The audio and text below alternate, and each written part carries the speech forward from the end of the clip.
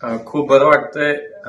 आनंद वाटतो की माझ्यासारख्या एका सर्वसामान्य कार्यकर्त्याला ज्याने बूथ स्तरावरती काम केलं, वॉर्डचा अध्यक्ष म्हणून काम केलं, तो आज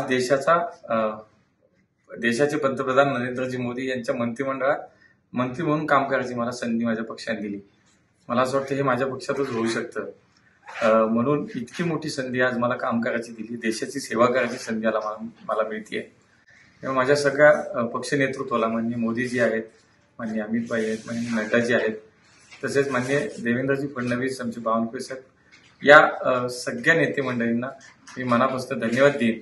त्याबरोबरच समस्त माझे पुणेकर जे आहेत, ह्या प्रत्येक पुणेकराचा हा सन्मान आहे. प्रत्येक पुणेकराला आज आनंद झालाय.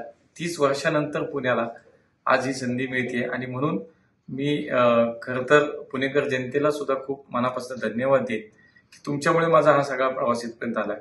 आता नवीन जबाबदारी मिळते आणि या नवीन जबाबदारीतून मला असं वाटतं माझं पुणे असेल, महाराष्ट्र असेल आणि एकूणच देशाची सेवा या निमित्तानं करता येणार आहे.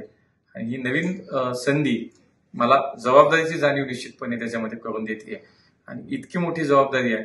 त्यामुळे खूप चांगलं काम करायचं आहे. या माननीय मोदीजींचा जो संकल्प की 2047 साली हा विकसित भारताचा संकल्प पूर्ण करण्यासाठी मी मनापासून खूप काम करणार आहे, प्रामाणिकपणे कष्ट करणार आहे आणि पुणेकरांनी जो विश्वास व्यक्त केलाय, माझ्या पक्ष नेतृत्वाने जो विश्वास व्यक्त केलाय, त्याला सार्थ ठरवण्यासाठी मी अहोरात्र खूप मनापासून अत्यंत प्रामाणिकपणे देशाची सेवा करीन, माझ्या पुण्याची सेवा करीन.